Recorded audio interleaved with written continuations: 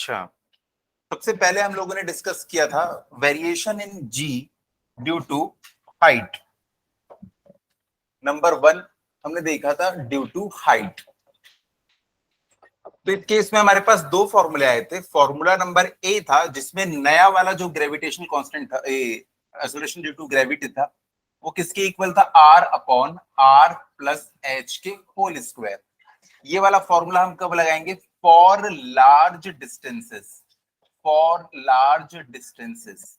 उसके बाद इसी में दूसरा वाला फॉर्मूला आया था जो कि हम हमेशा जो हम लोग स्पेशल केस में लगा सकते हैं। वो कितना था? 1 माइनस 2h अपॉन आर। ये वाला फॉर्मूला किसके लिए था? For small distances. ये वाला जो फॉर्मूला था फॉर स्मॉल हाइट या स्मॉल डिस्टेंसेस के लिए। इसके बाद हम लोगों ने दूसरा फॉर्मूला देखा था। दूसरा फॉर्मूला किसके लिए था? डेप्थ के लिए था। जब आप डेप्थ पे चले जाओगे तो क्या होगा? इस केस में एक ही फॉर्मूला था। जो नया वाला एक्सेलरेशन ड्यू टू ग्रेविटी आता है उसका फॉर्मूला क्या हो जाता है? G dash equal to g 1 minus d upon R. बहुत इंपॉर्टेंट फॉर्मूला।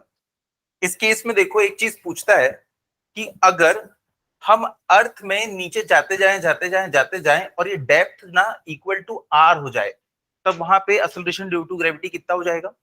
0 हो जाएगा। हमेशा कौन अट्रैक्ट करता है अपनी तरफ? अर्थ का सेंटर ही अट्रैक्ट करता है। जब तुम अर्थ के सेंटर पे पहुंच गए, अब कहां जाओगे? वहां से वहीं पे रुक जाओगे। तो एक्सेलरेशन ड्यू टू ग्रेविटी जो सेंटर है ना, उस पे 0 होता है। ये चीज लिखवाई थी क्या?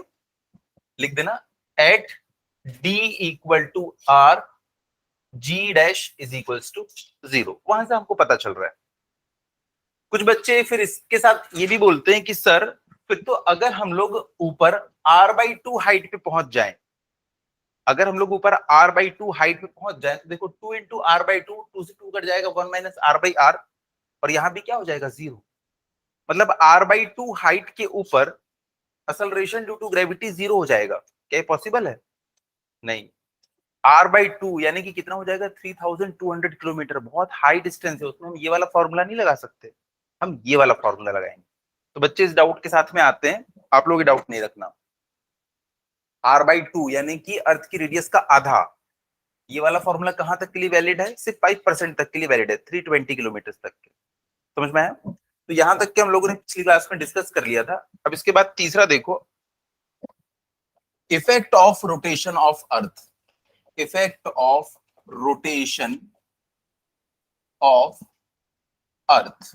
Effect of rotation of earth. अब देखो ये हमारी अर्थ है,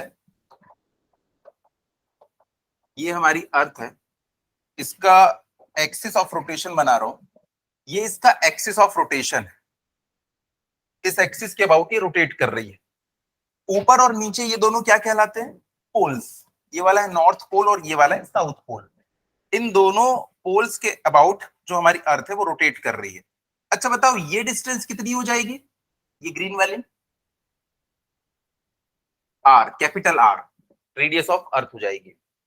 अब देखो यहां पे ना मैंने एक बॉडी ऐसी ली है जो कि ना पोल और इक्वेटर के बीच में कहीं यहां पे है। मान लो वो बॉडी यहां पे कहीं रखी हुई है। इस बॉडी के ऊपर mg लग रहा होगा और उसकी डायरेक्शन क्या होगी? टुवर्ड्स सेंटर ऑफ अर्थ। देखो टुवर्ड्स सेंटर ऑफ अर्थ ये वाला जो है ना, इसके ऊपर लग रहा है mg। mg इसकी तरफ लग रहा है। बॉडी कहीं पे भी रहे उसके ऊपर mg जो होगा हमेशा सेंटर ऑफ अर्थ की तरफ लगता रहेगा। अब देखो यहाँ पे अर्थ जब ये गोल गोल रोटेट कर रही है तो ये वाला जो पॉइंट है, ये वाली जो बॉडी है, ये भी तो ऐसे गोल गोल रोटेट कर रही होगी। एज्यूम करो ये एक फुटबॉल है, फुटबॉल के ऊपर भी ये पॉइंट रखा हुआ है, तो ये भी तो उसके साथ में रोटेट करेगा जब अर्थ रोटेट कर रही है।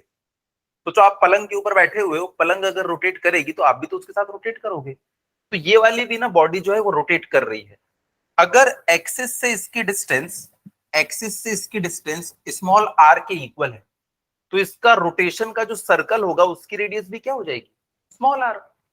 अगर कोई बॉडी यहां पे रखी हुई है तो एक बड़े सर्कल में रोटेट होती हुई दिखाई देगी। उसका रेडियस ऑफ रोटेशन कितना हो जाएगा? Capital r. इसका रेडियस ऑफ रोटेशन कितना है? Small r. Radius of rotation हम कहां से निकालते हैं? हमेशा एक्सिस से निकालते हैं। अगर ये बॉडी यहां पे होती तो इसका रेडियस ऑफ रोटेशन और छोटा हो जाता। अभी इस बॉडी का रेडियस ऑफ रोटेशन कितना है? Small r. अगर ये बॉडी रोटेट कर रही है तो इसमें एक्सिस से अवे एक फोर्स लग रहा होगा। वो फोर्स क्या होगा? Centrifugal force. हमेशा वो कहां लगता है? सेंटर से अवे या एक्सिस से अवे। तो ये हमारा एक्सिस है, इसके ऊपर परपेंडिकुलरली ये वाला फोर्स जो है ना बाहर की तरफ लग रहा होगा, एम आर ओमेगा स्क्वायर। यही होता है सेंट्रीफ्यूगल फोर्स। इस सेंट्रीफ्यूगल फोर्स के ना मैं दो कंपोनेंट ले लेता हूं। एक कंपोनेंट ले लेता हूं रेडियल, ये वाला कंपोनेंट हो जाएगा इसका रेडियल, और ये वाला कंपोनेंट क्या हो जाएगा इसका? टेंजेंशियल। एक radial component along the radius और एक अलोंग द टेंजेंट। मैंने इसके दो कंपोनेंट यहां पे ले लिया। अब ये दोनों कंपोनेंट की वैल्यू आप लोग बता सकते हो। अगर ये वाला जो एंगल है, अगर ये एंगल थीटा है तो ये वाला एंगल भी क्या होगा? थीटा। अगर ये एम आर ओमेगा स्क्वायर है, यहां से थीटा एंगल बन रहा है, तो ये कितना हो जाएगा? M r omega square cos theta. और ये क्या हो जाएगा? M r omega square sine theta. क्या यहां तक क्लियर है? अक्षित ये क्लियर है कैसे हुआ? पक्का? तो इस बॉडी के ऊपर एक सेंट्रीफ्यूगल फोर्स लग रहा है। सेंट्रीफ्यूगल फोर्स हमेशा क्या है? एक्सिस से या सेंटर से अवे लगता है। तो ये देखो इसके ऊपर परपेंडिकुलर दिख रहा है, अवे लग रहा है ये एम आर ओमेगा स्क्वायर। मैंने सेंटर ऑफ अर्थ से इस पॉइंट को मिला दिया तो ये रेडियस ऑफ अर्थ बन जाएगी। ये रेडियस ऑफ अर्थ है ये। अब इसके अलोंग मैंने एक इसका ले लिया कंपोनेंट, और इसके टेंजेंशियल एक कंपोनेंट ले लिया। इसके रेडियली इसलिए लिया क्योंकि एक mg ना ऑलरेडी इस डायरेक्शन में लग रहा है इस बॉडी के ऊपर, तो दूसरा वाला फोर्स भी क्या करूंगा? मैं उसके अलोंग ही ले लूंगा। अब देखो इस बॉडी के ऊपर, ये जो बॉडी है इसके ऊपर जो g की वैल्यू है अब सेम नहीं रहेगी, क्योंकि अब इसमें एक फोर्स ना ऊपर की तरफ भी लग रहा है। तो इसके ऊपर net force towards the centre, देखो ये एक बॉडी है, इसके ऊपर आप net force towards the centre क्या लिखते हैं? mg लिखते हैं। लेकिन यहाँ पे net force towards the centre mg नहीं है, क्योंकि ऊपर की डायरेक्शन में भी एक फोर्स दिख रहा है। तो net force towards the centre क्या हो जाएगा इसके लिए? mg minus m r omega square cos theta. और वही होगा नया वाला फोर्स जिसको मैं बोलूंगा mg डैश। भाई g की वैल्यू चेंज हो गई ना, जैसे पिछले केसेस में हमने किया था g डैश लिखा था, इस बार भी mg डैश। तो net force towards the centre mg dash will be equal to mg minus m r omega square cos theta. अब m सब में कॉमन दिख रहा है, m को बाहर निकाल के कट कर दिया तो क्या बचा? g minus are omega square cos theta. अब ये वाले ट्राइंगल को जरा ध्यान से देखो, अगर ये वाला एंगल थीटा है तो ये वाला एंगल भी क्या होगा? थीटा। ये वाली साइड बेस हो जाएगी, ये वाली साइड हाइपोटेनियस हो जाएगी। ये वाली साइड बेस और ये वाली साइड हाइपोटेनियस। एंगल किसके किसके बीच में बनता है? एंगल के सामने वाली साइड हमेशा परपेंडिकुलर होती है ना। तो ये बेस और ये हाइपोटेनियस, बेस अपॉन हाइपोटेनियस क्या हो जाएगा? बेस अपॉन हाइपोटेनियस क्या होता है? Cos theta. तो ये हो जाएगा r by r is equals to cos theta. तो स्मॉल r को मैं क्या लिख सकता हूं? Capital R cos theta. यहाँ पे देखो स्मॉल r दिख रहा है, इसको चेंज कर दो, क्योंकि ये वाला r ना समय के साथ चेंज होता जाएगा। हो सकता है बॉडी यहां रखी हो तो एक नया r मिल जाएगा, यहां रखी हो तो एक नया वाला r मिल जाएगा, लेकिन ये अर्थ की रेडियस तो कांस्टेंट है ना। तो उसी लिए मैंने इसको रख दिया यहाँ पे। तो g dash is equals to g minus, इसकी जगह पे मैंने क्या रख दिया? r cos theta. तो r ओमेगा स्क्वायर, एक cos थीटा पहले से था, एक cos थीटा ये अपने साथ लेके आ गया, तो ये हमारा फॉर्मूला निकल के आता है। तो ये वाला फॉर्मूला वेरी इंपॉर्टेंट, आपको सिर्फ फॉर्मूला याद रखना है, इसकी डेरिवेशन शायद ना पूछे। ठीक है, चलिए तो ये वाला फॉर्मूला नोट कर लीजिए बच्चे।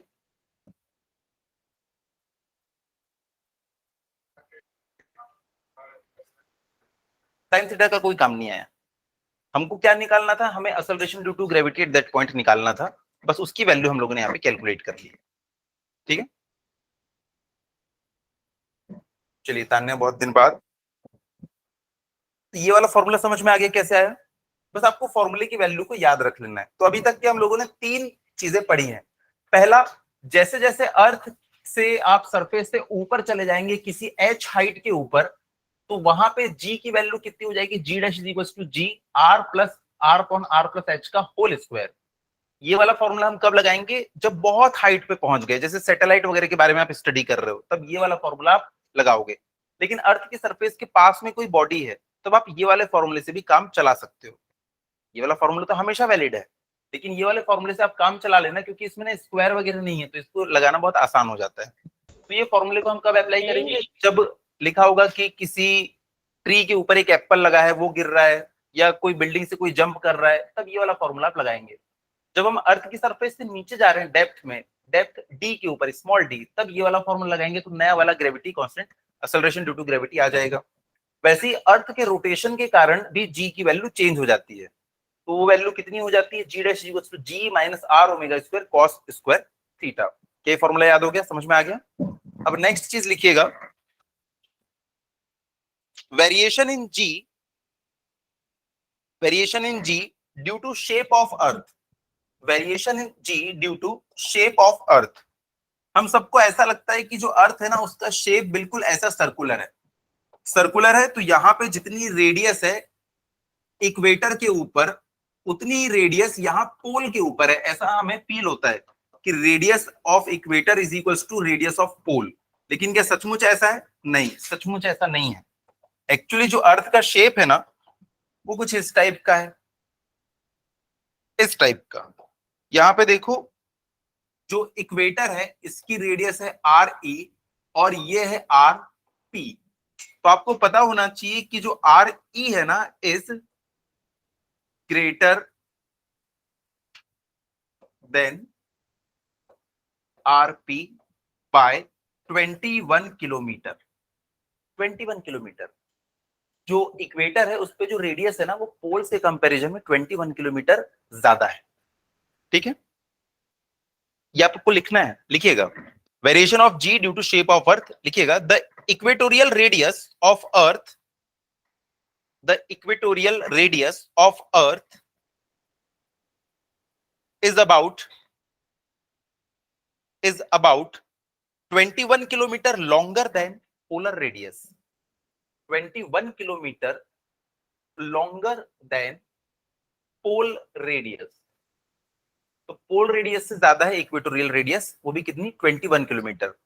वैसे तो ये बहुत माइन्यूट सा डिफरेंस है क्योंकि ये रेडियस ही कितनी है 6400 किलोमीटर, तो 21 किलोमीटर का फर्क उतना ज्यादा नहीं लगता।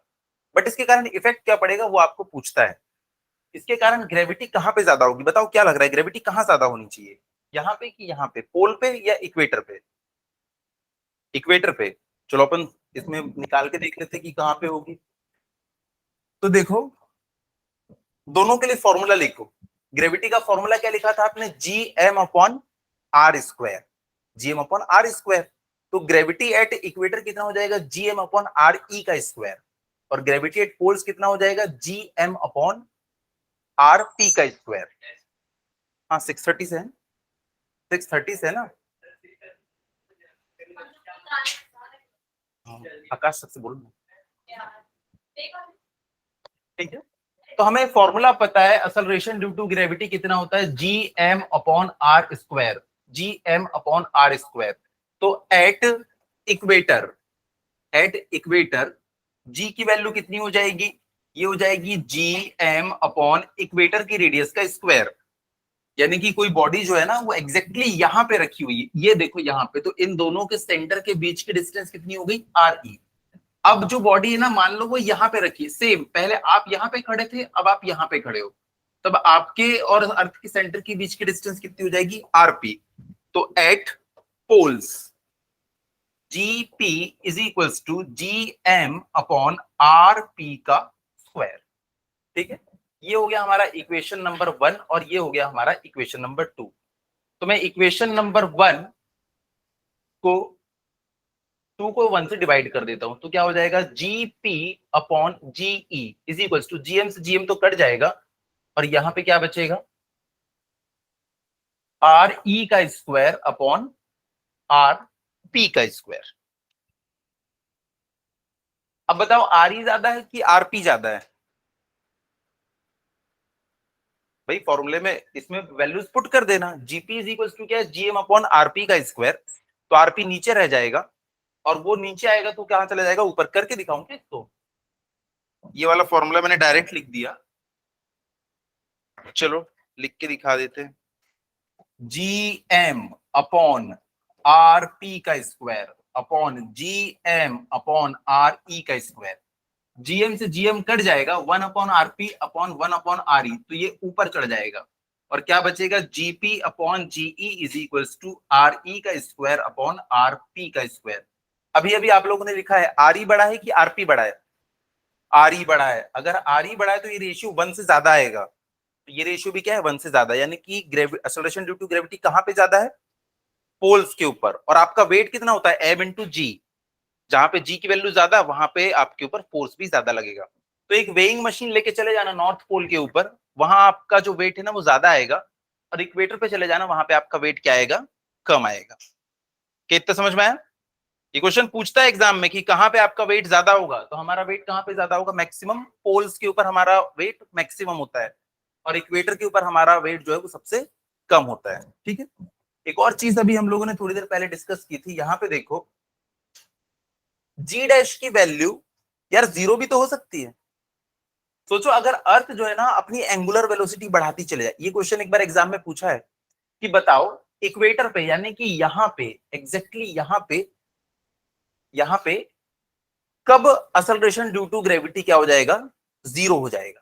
तो देखो हम क्या करेंगे, यहाँ पे थीटा की वैल्यू कितनी हो जाएगी इक्वेटर पे, क्या लगता है?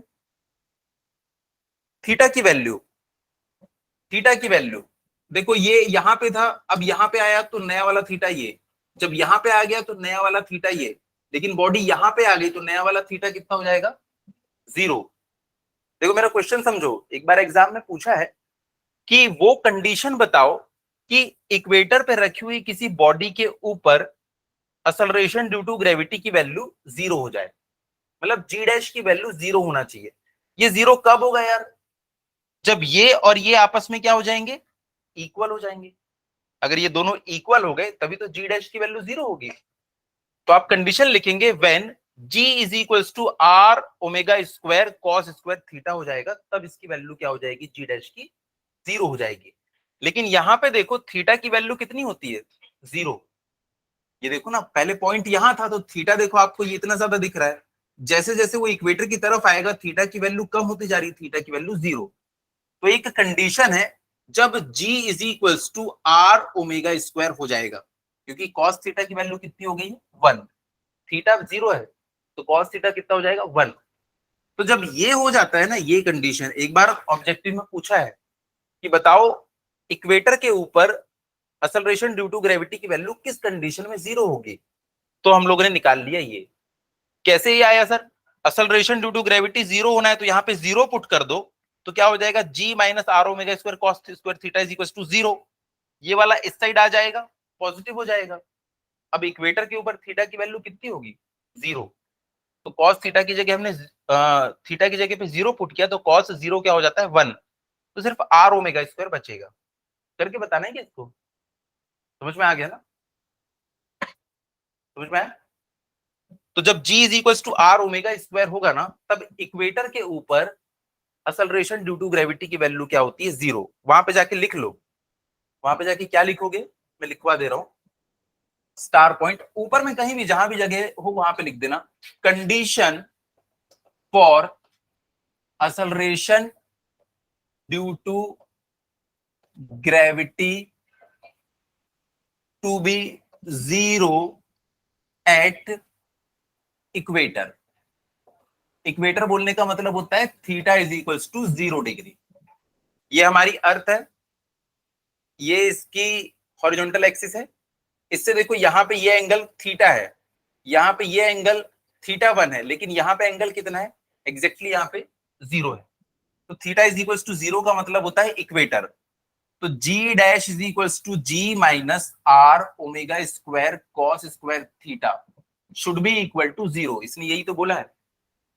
तो यहां से इसको मैं क्या लिख सकता हूं? g is equals to r omega square cos square theta, या g is equals to r omega square, because theta is equals to 0 degree at equator.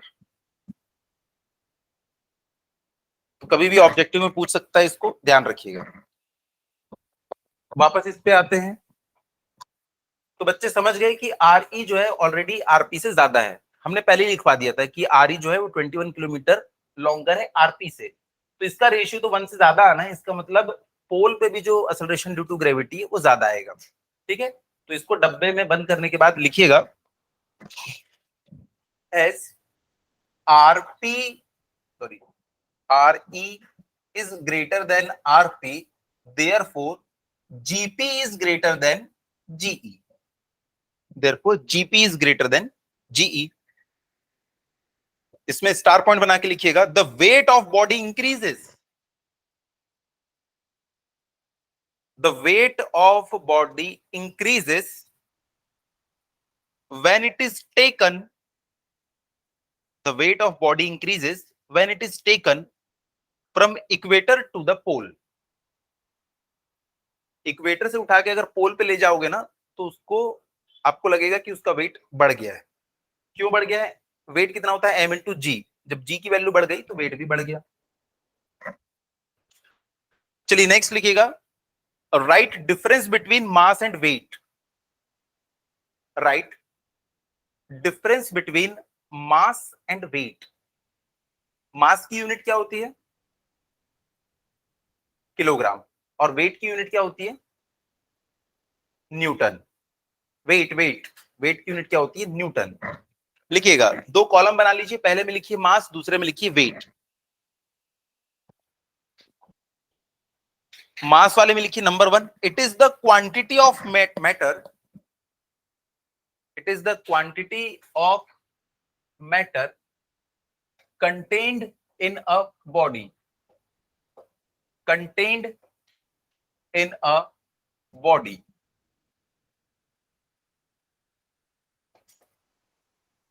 contained in a body। उसमें लिखिएगा वेट में, it is the attraction force exerted by earth, it is the attraction force exerted by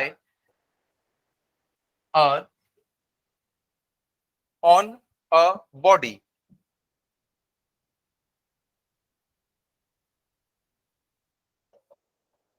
on a body। उसके बाद mass में लिखिएगा number 2, its value does not change with g, small g, its value does not change with g. आपका mass जितना है उतना ही रहेगा, चाहे जी की वैल्यू कुछ भी चेंज होती जाए। और उसमें लिखिएगा its value is directly proportional to g. आप लोग देख सकते हैं वेट कितना होता है? mg, तो वेट जो होता है वो जी के डायरेक्टली प्रोपोर्शनल है। It's value is directly proportional to small ji. Third point लिखेंगे, मास में, क्या मास की वैल्यू कभी जीरो हो सकती है? मास की वैल्यू कभी जीरो नहीं हो सकती। अगर कोई बॉडी है तो उसका कुछ ना कुछ मास होगा ही होगा। It's value can never be zero, it's value can never be zero for any material. कोई सा भी मटेरियल ले लो, भले मास बहुत कम हो सकता है, नेग्लिजिबल हो सकता है, बट जीरो तो कभी नहीं होगा। It's value can never be zero for any material. अच्छा एक बात बताओ, क्या वेट जीरो हो सकता है? बिल्कुल वेट जीरो हो सकता है, अगर जी की वैल्यू जीरो हो जाए। अगर आप अर्थ से दूर कहीं बहुत दूर चले गए जहां पे कोई ग्रेविटेशनल फोर्स है ही नहीं, तो जी की वैल्यू क्या हो जाएगी? जीरो। तो वेट कितना हो जाएगा? जीरो। तो लिखिएगा एट इंफिनिटी, यानी कि आप अर्थ से ना इनफाइनाइट डिस्टेंस दूर चले गए तो अर्थ का तो कोई इन्फ्लुएंस रहेगा नहीं। एट इंफिनिटी, और कहां पे जी की वैल्यू जीरो होती है? आज की क्लास में हमने डिस्कस किया था, at the centre of earth. Very good. लिखिएगा at infinity and at the centre of earth. ये दो जगह हैं जहां पे ग्रेविटी जीरो होती है और उसके कारण वेट भी जीरो होता है। Eight infinity and at the centre of earth it's value is zero. दो जगह हैं। इसके बाद नेक्स्ट लिखिएगा, मास में, मास स्केलर क्वांटिटी है या वेक्टर क्वांटिटी है? स्केलर क्वांटिटी है। आप किसी भी डायरेक्शन में देख लो मास m ही रहेगा। लेकिन वेट जो है वो एक वेक्टर क्वांटिटी है। वेट ये हमेशा कहाँ, किस डायरेक्शन में लगता है? टुवर्ड्स द सेंटर ऑफ अर्थ, हमेशा उसी की डायरेक्शन में लगता है। जैसे कि हमारी अर्थ है, अगर कोई बॉडी m मास की यहाँ पे रखी है तो देखो उसमें इस डायरेक्शन में लगेगा, अगर कोई बॉडी m मास की तो उसमें इस डायरेक्शन में लगेगा। हम लोग अर्थ में, इंडिया जो है ना वो यहाँ कहीं पे है, इक्वेटर के जस्ट ऊपर। तो यहाँ हमारे ऊपर अगर कोई मास रखा हुआ है तो देखो इस डायरेक्शन में उसके ऊपर फोर्स लगता है। तो हमेशा इसकी डायरेक्शन क्या होती है? टुवर्ड्स द सेंटर ऑफ अर्थ। तो वेट क्या है? एक वेक्टर क्वांटिटी है। तो लिखिएगा मास में it is a scalar quantity, और वेट में क्या लिखेंगे? It is a vector quantity. और अगर वेक्टर क्वांटिटी तो डायरेक्शन कहाँ होगी? टुवर्ड्स द सेंटर ऑफ अर्थ। उसके बाद आखिरी ये लिख लीजिएगा, इसकी यूनिट केजी है और इसकी यूनिट न्यूटन है।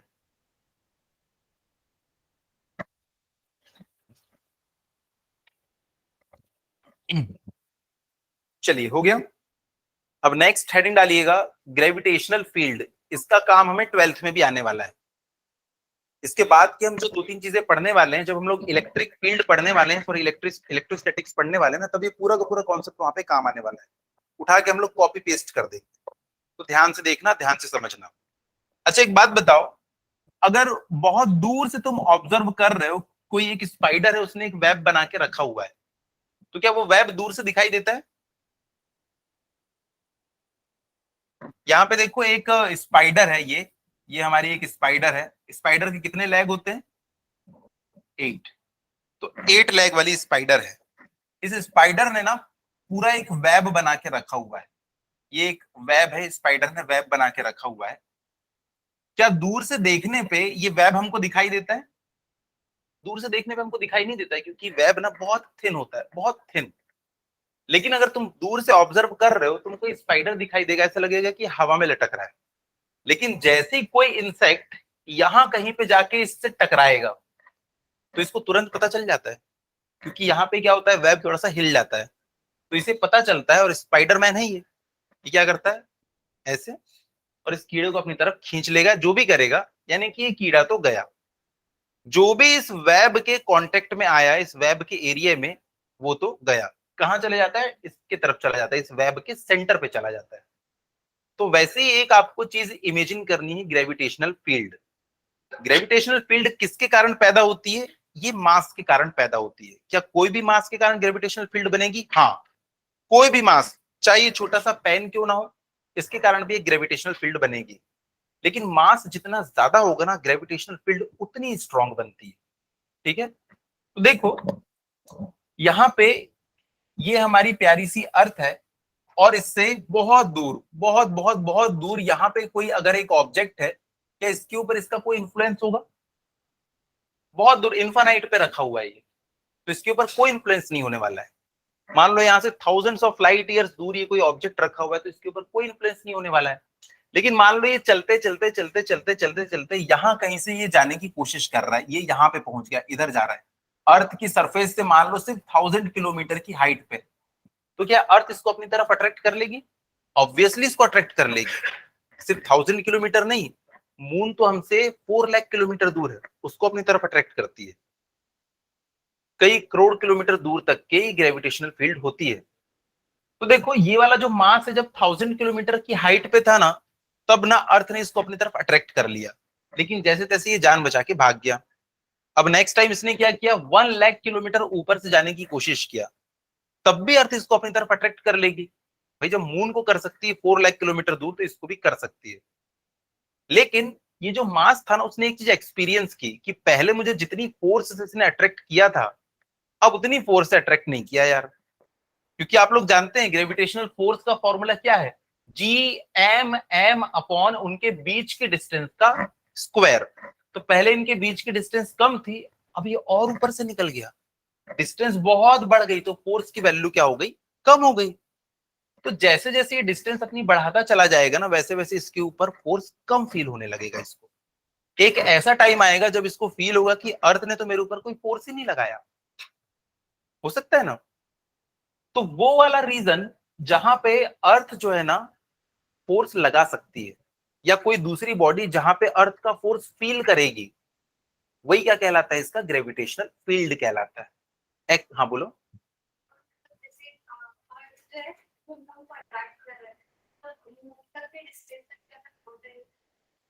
बिल्कुल हमको अट्रैक्ट करेगा। आप कितनी भी डिस्टेंस के ऊपर रहो, बस ये वाला फॉर्मूला लगाओ, आपके ऊपर फोर्स की वैल्यू बहुत कम हो जाएगी, क्योंकि डिस्टेंस जो है ना बहुत ज्यादा है। तो ग्रेविटेशनल फील्ड है वहां पे। इवन जो मार्स है, उसके ऊपर भी हमारी ग्रेविटेशनल फील्ड का असर पड़ता है, जो कि कई मिलियंस ऑफ किलोमीटर दूर है यहाँ से।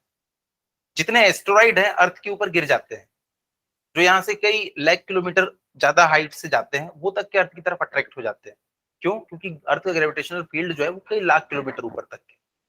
ठीक है, तो हमें ये समझ में नहीं आता है कि ये जो सैटेलाइट्स है वो क्यों नहीं गिर जाते। कभी क्वेश्चन आता है मन में? तो अगला टॉपिक हमको वही पढ़ना है कि सैटेलाइट्स क्यों नहीं अर्थ के ऊपर गिर जाते, और ये जो रॉकेट जाते हैं वो इतनी स्पीड में क्यों जाते हैं। और कई बार आपने देखा होगा रॉकेट जो है बहुत स्पीड से अर्थ की तरफ आते हैं, इतनी स्पीड से कि एक्सीडेंट हो गया तो वो पूरे बर्न आउट हो जाते हैं। तो इतनी स्पीड से आने की जरूरत क्या है, आराम से स्लो स्लो आना चाहिए ना, ऐसा मन में ख्याल आता है। तो वो लोग क्यों स्लो नहीं आते। एक साइंटिस्ट थी हमारे यहाँ इंडिया मूल की, कल्पना चावला, नाम सुना होगा। उनकी डेथ हो गई थी ऐसी एक्सीडेंट में, नासा कोलंबिया से गई थी वो, बहुत स्पीड से एंट्री किया था उनके व्हीकल ने, इस कारण से पूरा बर्नआउट हो गया था। तो आराम से स्लो आना चाहिए, क्यों स्लो नहीं आ सकते, क्यों स्पीड से आना जरूरी है, वो सारी चीज हम लोग डिस्कस करेंगे। तो हाँ, अगर मून की जगह पे आप हो तो आपके ऊपर भी ग्रेविटेशनल फोर्स अर्थ का लगेगा, आप लेकिन अपने आप को गिरने से बचा सकते हो, जैसे कि मून ने अपने आप को गिरने से बचा के रखा हुआ है। तो मून कैसे गिरने से बचा हुआ है वो हम लोग देखेंगे, ठीक है। तो अभी देखो, किसी भी मास के आसपास का वो एरिया जहां पे उसका इंफ्लुएंस है, वो क्या कहलाता है, उसका ग्रेविटेशनल फील्ड कहलाता है। That's it. क्या इतना समझ में आया। लिखिएगा, gravitational field, the space around a body, the space around a body in which gravitational force of attraction, gravitational force of attraction, मैं रिपीट कर रहा हूं, the space around a body in which gravitational force of attraction can be experienced is called gravitational field. Gravitational field, ये वाला example आप लोग बहुत अच्छे से समझते हो। देखो, ये एक मैग्नेट रखा हुआ है, नॉर्थ पोल साउथ पोल दिख रहा है। अगर इससे बहुत दूर मैंने एक आयरन का पीस रखा हुआ है, क्या इसको अपनी तरफ अट्रैक्ट कर लेगा, बहुत दूर है, नहीं। लेकिन आपने इसको उठा के थोड़ा पास ला दिया यहाँ पे, क्या अभी अट्रैक्ट कर पाएगा, क्या लग रहा है, नहीं, अभी भी नहीं। थोड़ा और पास रखते, क्या यहाँ पे अट्रैक्ट करेगा, हल्का हल्का इसके ऊपर फोर्स फील होना शुरू हो जाएगा। जैसे ही इसके ऊपर फोर्स फील होना शुरू हो गया, मतलब ये इसकी मैग्नेटिक फील्ड में आ गया है, ठीक है। वैसे ही एक ग्रेविटेशनल फील्ड होती है, वो भी क्या होती है, अट्रैक्टिव होती है। आयरन का पीस है तो ये इसको अपनी तरफ अट्रैक्ट करेगा। मास जो है वो भी दूसरे मास को क्या करता है, अपनी तरफ अट्रैक्ट करता है। ग्रेविटेशनल फोर्स हमेशा अट्रैक्टिव है। तो जैसे एक मैग्नेट के आसपास का वो रीजन जहां पे रखने भी आयरन का पीस खुद के ऊपर एक फोर्स फील करे, वो इसका मैग्नेटिक फील्ड कहलाएगा। वैसे ही किसी मास के पास का वो एरिया, वो स्पेस जहां पे कोई दूसरा मास एक फोर्स को फील करे, ग्रेविटेशनल फोर्स को, वो क्या कहलाएगा, उसका ग्रेविटेशनल फील्ड कहलाएगा। फील्ड मतलब एरिया, एक ऐसा एरिया जहां पे ग्रेविटेशनल फोर्स एक्सपीरियंस होना चाहिए। That's it. अब लिखिएगा, the space around a body in which gravitational force of attraction can be experienced is called gravitational field। और इस फोर्स की एक बहुत खास बात है, ये फोर्स विदाउट कांटेक्ट वाला है, इसमें कांटेक्ट की जरूरत नहीं होती है। जैसे इस पेन से इस हाथ पे मैं फोर्स लगाना चाहता हूं तो मुझे कांटेक्ट करना पड़ेगा, लेकिन ये वाला फोर्स कैसा होता है, ग्रेविटेशनल फील्ड वाला विदाउट कांटेक्ट टाइप का है, बिना कांटेक्ट के भी ये फोर्स लगता है। तो लिख दीजिएगा, इसमें ब्रैकेट में लिख लेना, any mass entering this space, any mass entering this space experiences a force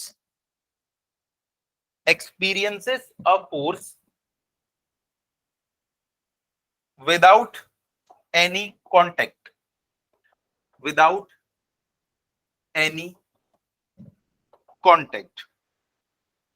तो देखो, अर्थ के आसपास मान लो ये एक ऐसा स्पेस है जहां पे ना अर्थ का ग्रेविटेशनल फोर्स एक्सपीरियंस किया जा सकता है। अगर कोई बॉडी यहां पे है तो हो सकता है उसके ऊपर कोई ग्रेविटेशनल फोर्स ना लग रहा हो, लेकिन अगर वो इस एरिया के अंदर आ गई तो इसके ऊपर क्या होगा, ग्रेविटेशनल फोर्स लगेगा और इसको अर्थ अपनी तरफ अट्रैक्ट कर लेगी। तो ये येलो वाला वो एरिया है जहां पे gravitational force of earth can be experienced. तो वो एरिया क्या कहलाएगा, gravitational field of earth. Field मतलब एरिया, इमेजिनरी एरिया है ये, हमने इमेजिन करके रखा हुआ है। इसके बाद लिखिएगा, अब देखो अगर ग्रेविटेशनल फोर्स है, एक बात बताओ कि ये है पोजीशन नंबर 1 और यहां पे देखो ये है पोजीशन नंबर 2। बताओ कहां पे ज्यादा फोर्स फील कर रही होगी बॉडी, पोजीशन 1 पे या पोजीशन 2 पे। अच्छा, 2, जितनी डिस्टेंस कम होगी उतनी ज्यादा फोर्स की वैल्यू होगी। क्योंकि F is equal to g upon distance का स्क्वायर। तो जितनी कम डिस्टेंस होगी उतना ज्यादा फोर्स ही फील करेगी। तो देखो ग्रेविटेशनल फील्ड की इंटेंसिटी या स्ट्रेंथ, यहाँ पे वो कम फोर्स फील कर रहा है और यहाँ पे वो ज्यादा फोर्स फील कर रहा है। तो ग्रेविटेशनल फील्ड की स्ट्रेंथ हम लोगों को यहाँ पे डिफाइन करनी है। आपको पता है बॉडी जितनी ज्यादा दूर होगी उसके ऊपर उतनी ग्रेविटेशनल फील्ड की स्ट्रेंथ कम होगी, और बॉडी जितनी पास होगी उसके ऊपर ग्रेविटेशनल फील्ड की स्ट्रेंथ उतनी ही ज्यादा होगी। तो हमें ग्रेविटेशनल फील्ड की स्ट्रेंथ के लिए फॉर्मूला डिराइव करना है यहाँ पे। ठीक है, लिखिएगा। नेक्स्ट इसी के अंदर हेडिंग है, ग्रेविटेशनल फील्ड के अंदर ही है ये। इंटेंसिटी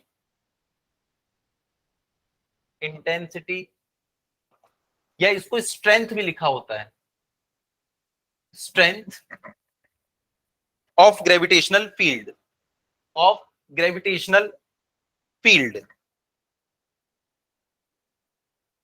इसमें लिखिएगा it is defined as the gravitational force, it is defined as the gravitational force experienced by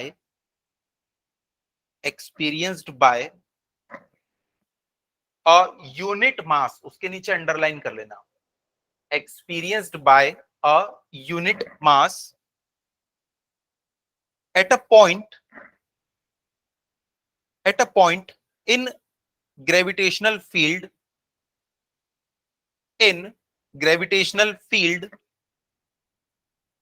of a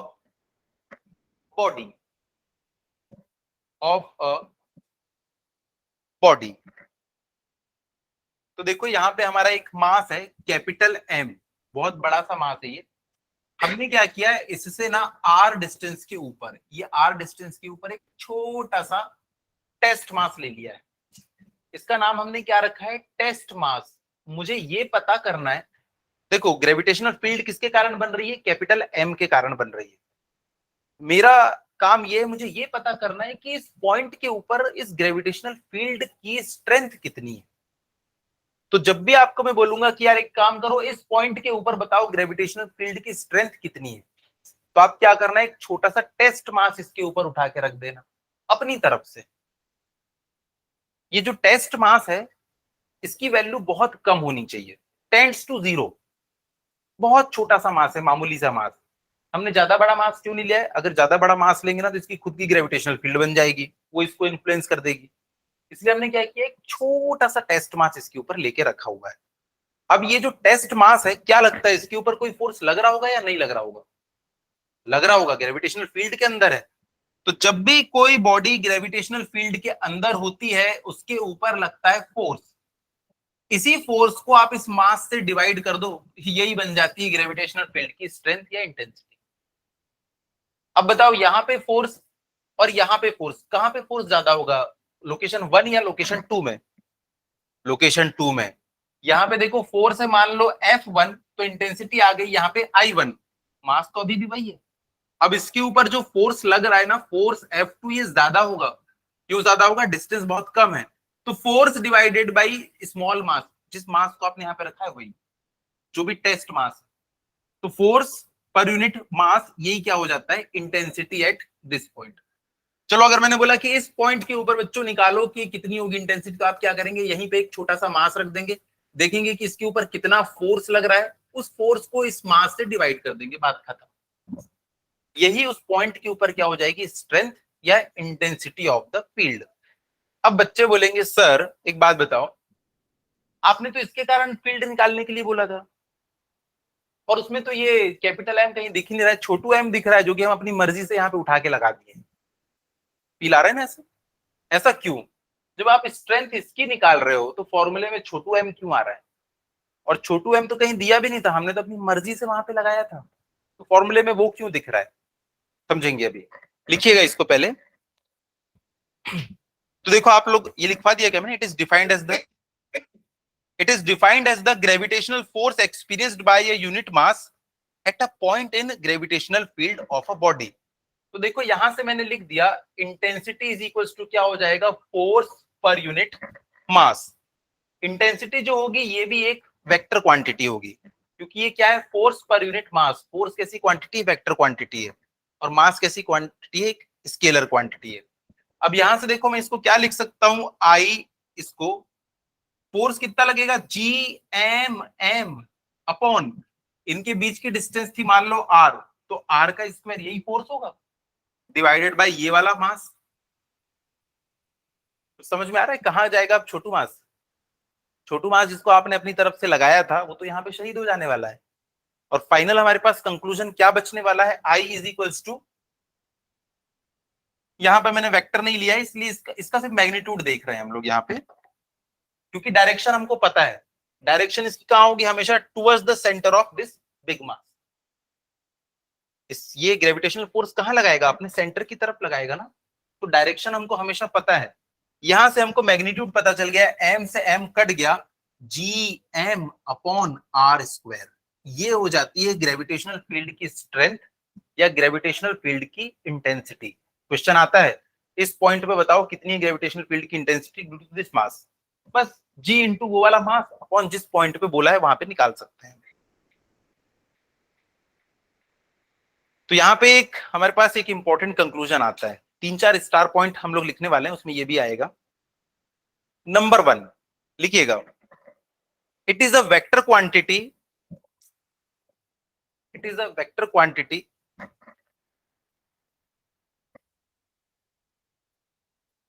and its direction is and its direction, अच्छा ये लिख लिया कि नहीं आप लोगों ने, I is equals to F upon m, फिर एफ की जगह पे g M M upon are square upon m, ये कट के बच जाएगा I is equals to G M upon are square. यही इंटेंसिटी या स्ट्रेंथ का फॉर्मूला है। देखिएगा, its direction is along the force, जिस डायरेक्शन में फोर्स होगा उसी डायरेक्शन में इंटेंसिटी का डायरेक्शन होगा। उसके बाद स्टार पॉइंट 2, अगला स्टार पॉइंट है एस, आई का फॉर्मूला आया है G M upon are square, and also छोटे वाले जी का फॉर्मूला भी क्या था, सेम यही था, सेम टू सेम यही डिराइव किए थे, याद है फॉर्मूला, ये वाला फॉर्मूला डिराइव कैसे किए थे, एक बॉडी है उसके ऊपर क्या लगता है नीचे की डायरेक्शन में, अगर ये एम मास की बॉडी है एम जी, नीचे हमारी अर्थ है, ये अर्थ है, इसके ऊपर क्या फोर्स लगता है एम जी। लेकिन इससे पहले हमने क्या पढ़ा था कि दो बॉडीज के बीच में जो फोर्स होता है एफ, वो क्या होता है जी एम एम अपॉन उनके बीच के डिस्टेंस का स्क्वायर। तो जब ये वाला फोर्स लग रहा है ग्रेविटेशनल फोर्स, हम बोल रहे हैं कि वो लग रहा है एम जी, तो दोनों तो आपस में इक्वल होंगे, तो m g is equals to G M M upon are square, m से एम कट जाता है और g is equals to G M upon are square बच जाता है। तो उसी को मैंने यहाँ पे डायरेक्ट लिख दिया है, यहाँ पे पिछली स्लाइड में इसको मैंने डायरेक्ट यूज कर लिया है कि and also g is equal to G M upon are square, hence hence I is numerically equal to, भाई दोनों का फॉर्मूला सेम है, दोनों चीजें सेम नहीं है, दोनों का फॉर्मूला सेम है, दोनों चीजें सेम नहीं है, hence I is numerically equal to g, numerically equal to g, numerically equal to g. अब वापस से इसकी डेफिनेशन में आ जाओ, अब आपको समझ में आएगा। It is defined as the gravitational force experienced by, gravitational force कितना होता है, F is equals to m g, भाई दोनों फॉर्मूले उसके, g M M upon are square भी है और एम जी भी है। Gravitational force experienced by a unit mass, unit mass का मतलब क्या होगा 1 kg, तो जब 1 इसकी वैल्यू कितनी हो जाएगी 1, तो ग्रेविटेशनल फोर्स कितना हो जाएगा इक्वल टू जी। तो यही ग्रेविटेशनल फोर्स क्या कहलाएगा, इसकी स्ट्रेंथ कहलाएगा। और अभी हम लोगों ने यही तो प्रूव किया, इंटेंसिटी किसकी इक्वल आई, जी की तो इक्वल आई थी। तो जो हम लोगों ने डेफिनेशन लिखी थी, अगर मैं आपसे बोलूं कि ग्रेविटेशनल स्ट्रेंथ या इंटेंसिटी क्या है, तो बोल देना सर ये एक फोर्स है। अब मैं बोलूंगा कौन सा फोर्स है, तो आप बोलेंगे सर ग्रेविटी पढ़ रहे हैं ना, तो ये ग्रेविटेशनल फोर्स है। ग्रेविटेशनल फोर्स किसके ऊपर लगा है, तो आप बोलेंगे एक 1 kg का मास है उसके ऊपर लगा है। तो अगर 1 kg का मास है तो उसके ऊपर ग्रेविटेशनल फोर्स कितना होगा, जी के इक्वल। तो यही है gravitational intensity, intensity of gravitational field. क्या इतना समझ में आया? मैं फिर से रिपीट कर रहा हूं, हर बड़े मास के आसपास एक ऐसा एरिया होता है जहां पे ना वो फोर्स लगता है दूसरे किसी मास के ऊपर, लेकिन हर पॉइंट पे अलग अलग फोर्स लगता है। अगर वो पॉइंट पास में है तो ज्यादा फोर्स लगता है, दूर है तो कम फोर्स लगता है। इसी फोर्स को हम लोग क्या कहते हैं, उसकी इंटेंसिटी कहते हैं। अब इसको हम निकालें कैसे कि किस पॉइंट के ऊपर कितना फोर्स लगेगा, तो ये वाला उसका फॉर्मूला है। इस पॉइंट पे इंटेंसिटी इतनी है, इस पॉइंट पे इंटेंसिटी इतनी है। इनफाइनाइट डिस्टेंस के ऊपर इंटेंसिटी कितनी हो जाएगी, 0। तो लिख लीजिएगा एक स्टार पॉइंट और, gravitational field intensity is 0,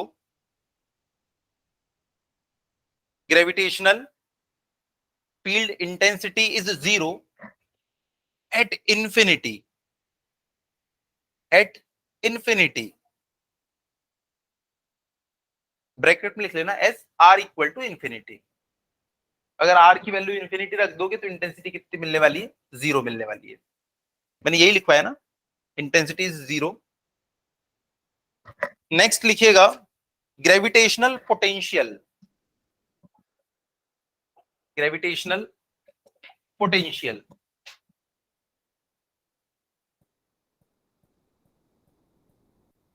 gravitational potential.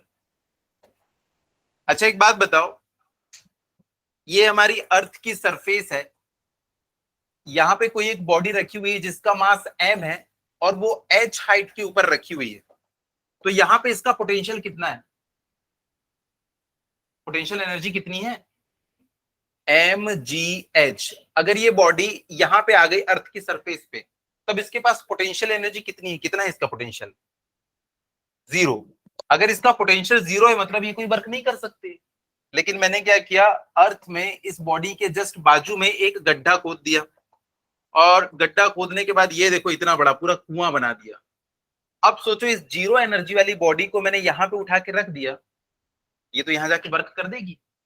यहां अगर कोई खड़ा होगा तो उसका सर फूट जाएगा।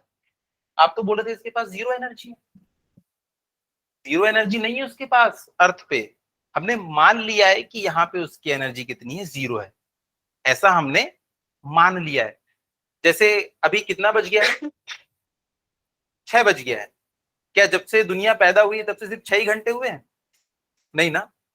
हमने रात में 12 बजे 0 मान लिया, इसलिए अभी कितना टाइम हुआ है, 12 और 6 18, 18 आवर्स हुए हैं अभी। हम एक रेफरेंस पॉइंट ले लेते हैं हमेशा। तो यहाँ पे क्या इसका पोटेंशियल 0 था, नहीं। क्या यहाँ पे इसका पोटेंशियल 0 है, मैं यहाँ पे एक और गड्ढा खोद दूंगा, फिर देखो कहां पे जाके 0 होगा, सेंटर ऑफ अर्थ पे। क्या हम कभी सेंटर ऑफ अर्थ पे जाएंगे, नहीं। तो क्या कभी इसका पोटेंशियल 0 होगा, नहीं। हमने मान लिया कि अर्थ की सरफेस के ऊपर इसका पोटेंशियल 0 है, पर क्या अर्थ की सरफेस पे एक्चुअल पोटेंशियल 0 है, नहीं। तो हम लोग ना कभी किसी पॉइंट पे पोटेंशियल की बात ही नहीं करते।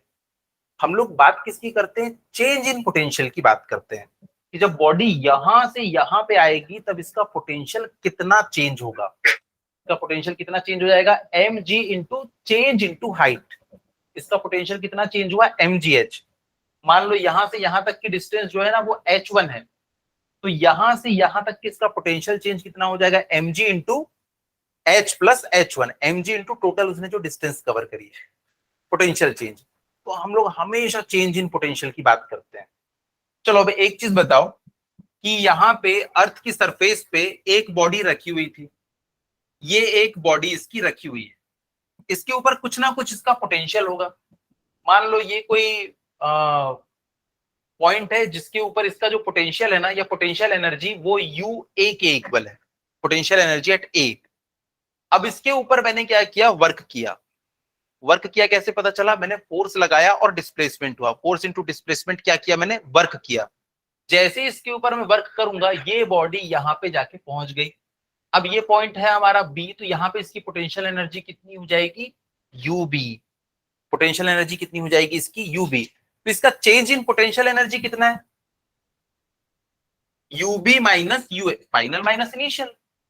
और ये किसके इक्वल होगा, ये एनर्जी इसके पास कहां से आ गई, मैंने जो वर्क किया ना वही इसकी पोटेंशियल एनर्जी के फॉर्म में स्टोर हो गई। कितनी बार हम लोग पढ़ चुके हैं, हम जो भी वर्क करते हैं बॉडी पे वो उसकी पोटेंशियल एनर्जी के फॉर्म में स्टोर हो जाता है। तो देखो बॉडी की पोटेंशियल एनर्जी बढ़ाने के लिए कौन रिस्पॉन्सिबल है, हम लोग जिसके ऊपर वर्क करते हैं, ठीक है। लिखिएगा,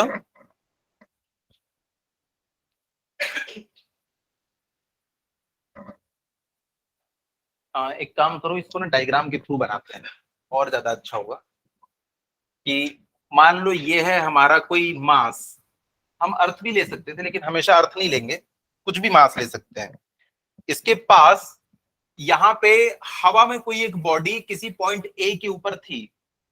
अब मैंने इस बॉडी को ऊपर लेके गया कहां तक के, पॉइंट नंबर बी तक के। क्या इसका पोटेंशियल चेंज हो गया? ऑब्वियसली इसका पोटेंशियल चेंज हो गया क्योंकि अर्थ के सेंटर से इसकी डिस्टेंस चेंज हो गई। अच्छा, इसका पोटेंशियल बढ़ गया कि कम हो गया? बढ़ गया। अर्थ की सेंटर से ऊपर गई, इसका पोटेंशियल बढ़ गया है। पोटेंशियल कैसे बढ़ गया सर? अरे तुम यहाँ नीचे खड़े हो, अगर यहां से गिरती बॉडी तो इसका पोटेंशियल कम है, कम डैमेज करेगी। यहां से गिरेगी तो ज्यादा डैमेज करेगी, तो इसका पोटेंशियल मतलब वर्क करने की कैपेसिटी बढ़ चुकी है। तो पॉइंट बी के ऊपर इसका पोटेंशियल ज्यादा है ए के कंपैरिजन में। तो उसकी एनर्जी बढ़ कैसे गई? वो अपने आप ए से बी पे नहीं गई, मैंने कुछ वर्क किया, इसीलिए उसकी बॉडी जो है, मैंने जो वर्क किया ना वही उसकी पोटेंशियल एनर्जी में कन्वर्ट हो गया। लिखिएगा इसमें, work done is equals to change in potential energy UB minus UA. ये कितना हो जाएगा? UB minus UA. जितना मैंने इसके ऊपर वर्क डन किया उतना उसकी पोटेंशियल एनर्जी चेंज हो गई। पोटेंशियल एनर्जी क्या होती है? mgh, सभी बात जानते हैं। लेकिन यहां पे अब हमको क्या डिस्कस करना है? पोटेंशियल। पोटेंशियल एनर्जी नहीं, पोटेंशियल कितना चेंज हुआ। लिखिएगा, potential difference between A and B. इसको डिफाइन कैसे किया देखना, बहुत अच्छे से डिफाइन किया है। Potential difference between A and B dash करके लिखना, for mass m small m, for mass small m comma the work done from A to B, work done from A to B। देखो A से B पे ले जाने के लिए जो मैं वर्क करूंगा वो वर्क क्या कहलाएगा? WAB। A से B पे ले जाने के लिए किया गया work done is WAB, then comma work done on unit mass,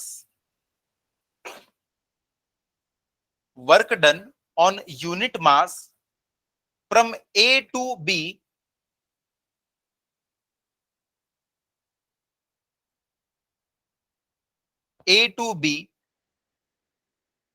is called potential difference between, is called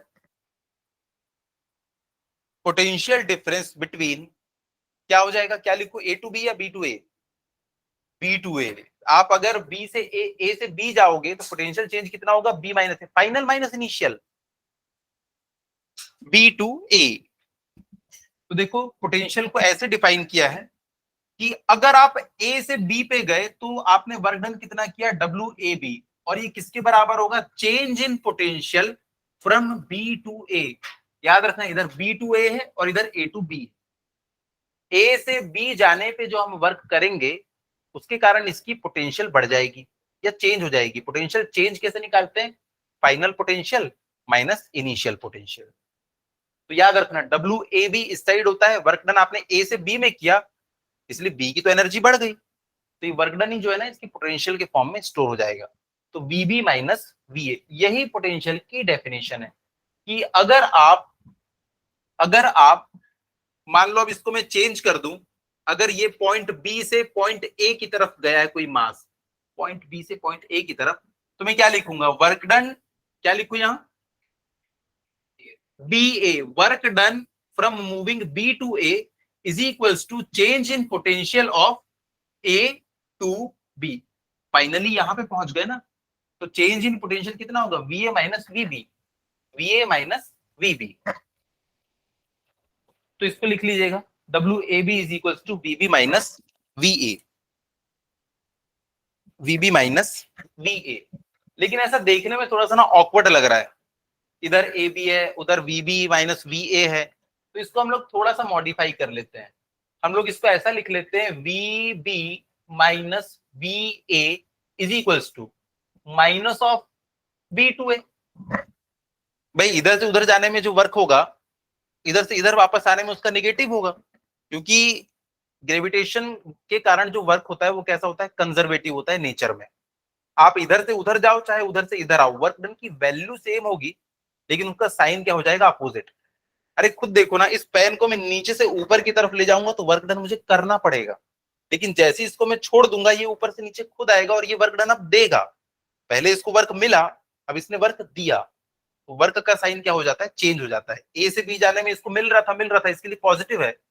अब बी से ए आएगा तो इसके लिए नेगेटिव है, क्योंकि इसने अपना वर्क सप्लाई कर दिया। तो हम लोग इसको क्या लिख देते हैं, V B minus V A is equal to minus W B A. इधर भी बी ए, इधर भी बी ए। या इसको और ज्यादा अच्छे से क्या लिख सकते हैं, V A minus V B is equal to W A B, minus के साथ दोनों साइड मैंने माइनस से मल्टीप्लाई कर दिया। कितना समझ में आया?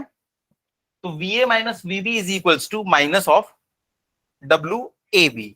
इधर भी ए बी और इधर भी ए बी, इधर बी ए था इधर भी बी ए, इधर ए बी इधर भी ए बी, सेम वैसे मैंने फॉर्मूला लिख दिया। कितना समझ में आया?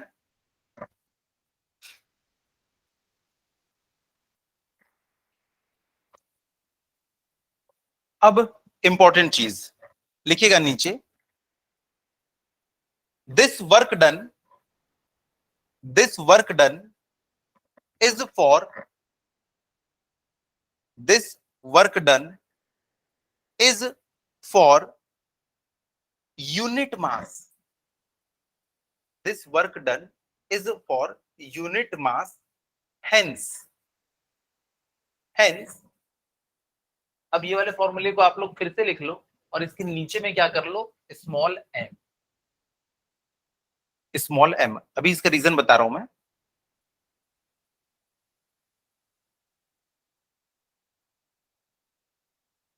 आप अपने सर के ऊपर एक ईंट रख के 5 माले की बिल्डिंग चढ़ रहे हो, उसके लिए आप 10 रुपीज चार्ज करते हो। अगर सर के ऊपर 10 ईंट रखोगे तो ज्यादा चार्ज करोगे या कम चार्ज करोगे? ज्यादा चार्ज करोगे, कि आप ज्यादा मास कैरी करके चल रहे हो। आपने उसको रेट कितना बताया था, पर ब्रिक का मैं इतना चार्ज करूंगा। वैसे ही यहाँ पे पोटेंशियल क्या होता है, पर यूनिट मास के लिए होता है। डेफिनेशन देखो वापस से, for mass m the work done from b to a is w a b, then work done on unit mass उसके नीचे अंडरलाइन कर लो, ऑन यूनिट मास उसके नीचे अंडरलाइन। तो ये वाला हमारा फॉर्मूला क्या हो जाता है, फाइनल फॉर्मूला, कि potential change from A to B is equal to work done from A to B divided by that mass. मैं इसको आप लोगों को समझा दे रहा हूं कि ये कैसे हो रहा है। यहाँ पे ये कैपिटल मास है, यहाँ पे ये कोई पॉइंट बी है और यहाँ पे कोई पॉइंट ए है। तो यहां से यहां तक के आप इस मास को लेके जा रहे हैं। इस मास को लेके जाएंगे तो आप एक वर्क करेंगे, work done from B to A. हो सकता है ये मास छोटा हो सकता है ये मास बहुत ज्यादा हो। अगर मास छोटा होगा तो इसका पोटेंशियल भी कम चेंज होगा, अगर मास बड़ा होगा तो इसका पोटेंशियल भी ज्यादा चेंज होगा। हमें उससे मतलब नहीं है, हमें सिर्फ ये पता करना है कि इस मास से यहां जाने पे पोटेंशियल कितना चेंज होता है। एक पोटेंशियल कितना चेंज होता है, बाद में हम उसको मास से मल्टीप्लाई कर लेंगे। जैसे कि आप कपड़ा लेने के लिए गए, कपड़े का जो रेट रहता है 50 rupees metre, 100 rupees metre, 90 rupees metre, आप क्या करते हैं, सिर्फ 1 मीटर का रेट पूछते हैं। हमको भैया पर मीटर का रेट बता दो, बाकी कैलकुलेशन हम खुद से कर लेंगे। तो यहाँ पे एक यूनिवर्सल फॉर्मूला आ जाता है, क्योंकि वो पर किलोग्राम मास के लिए है। आप अपने मास को मल्टीप्लाई करेंगे और पता कर लेंगे उसका पोटेंशियल कितना चेंज हुआ। तो यहां से देखो, बी से ए पे जाने के लिए आपने कितना वर्क डन किया, W B A divided by m कर दोगे, मतलब पता चल जाएगा 1 किलोग्राम के लिए आपने कितना वर्क डन किया।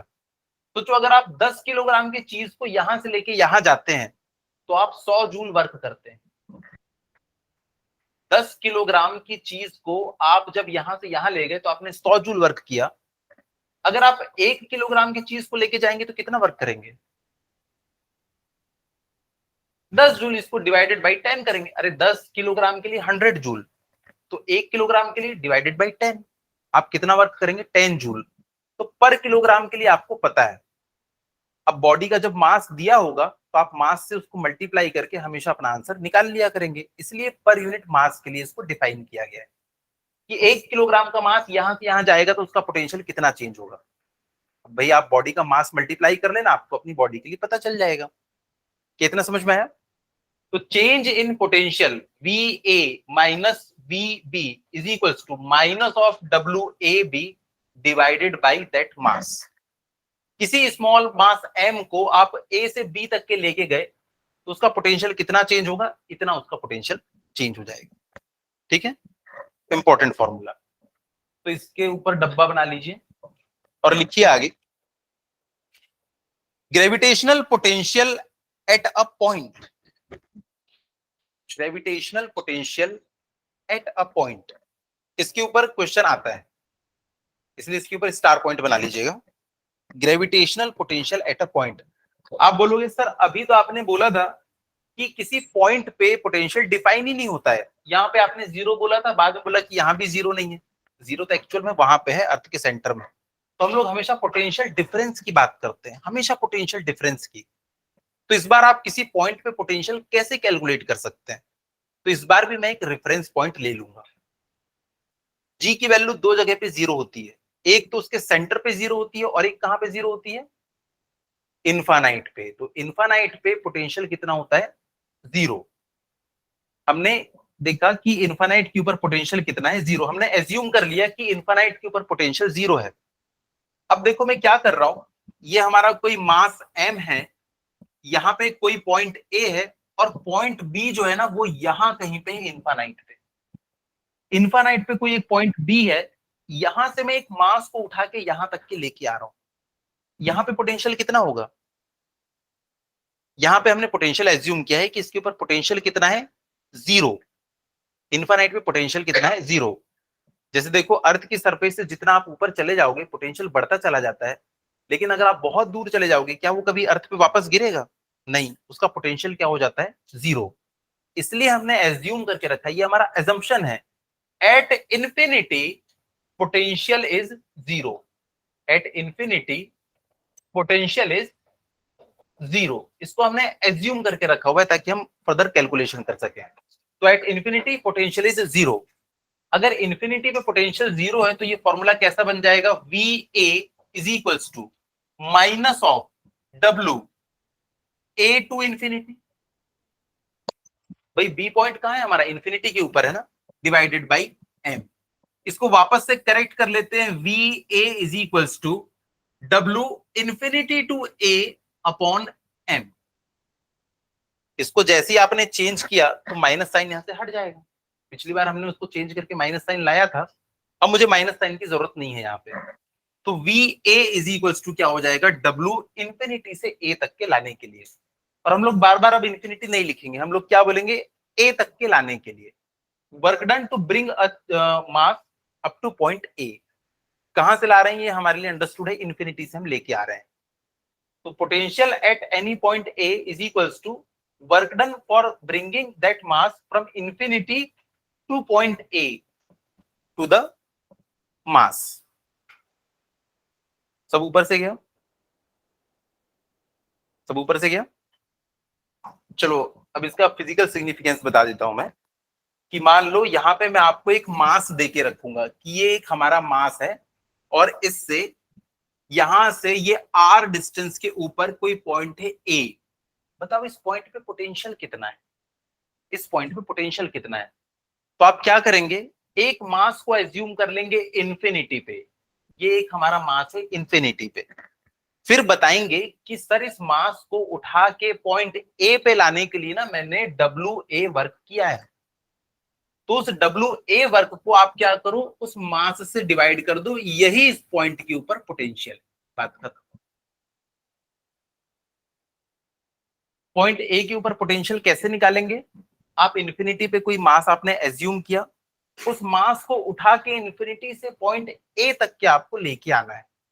उसके लिए आपको जो वर्क डन करना पड़ेगा उसको उसी मास से डिवाइड कर दीजिए, यही क्या है उस पॉइंट के ऊपर पोटेंशियल है। साइंटिस्ट लोगों को कैसे भी करके उसको डिफाइन करना था, इसलिए उन्होंने इसको इस तरीके से डिफाइन किया है। फिर से रिपीट कर रहा हूं, किसी मास कैपिटल एम से आर डिस्टेंस पे कोई पॉइंट ए है, इस पॉइंट पे पोटेंशियल कितना है अगर पूछे तो आप क्या करेंगे, इन्फिनिटी पे एक मास एम को एज्यूम करेंगे, छोटू सा मास है स्मॉल एम। इस मास को उठा के पॉइंट ए तक के लाने के लिए कुछ वर्क तो करना पड़ेगा ना। तो जो वर्क डन आपने किया उस वर्क डन को इस मास से डिवाइड कर देना, तो ये मिलेगा क्या, actually work done per unit mass मिलेगा। तो यही work done per unit mass क्या कहलाया जाता है, उस पॉइंट के ऊपर पोटेंशियल कहलाता है।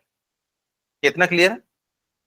इसको याद करना पड़ेगा। मैं मानता हूं कि थोड़ा सा इसको समझने में, इमेजिन करने में प्रॉब्लम होती है, बट यही इसकी डेफिनेशन है कि किसी पॉइंट मास m को इन्फिनाइट से किसी पॉइंट पे ले जाने के लिए जो वर्क करना पड़ता है उसी को उसके मास से डिवाइड कर दो, वो उस पॉइंट के ऊपर पोटेंशियल है। ठीक है, चलिए लिखिए इसको, ग्रेविटेशनल पोटेंशियल एट पॉइंट। इसमें लिखिएगा gravitational potential is the amount of work done. देखो डेफिनेशन यही है इसकी, gravitational potential is the amount of work done, amount of work done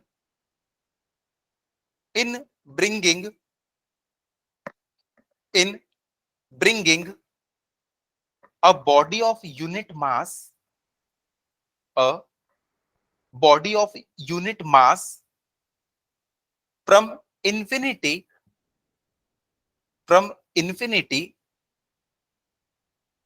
to that point, from infinity to that point without acceleration.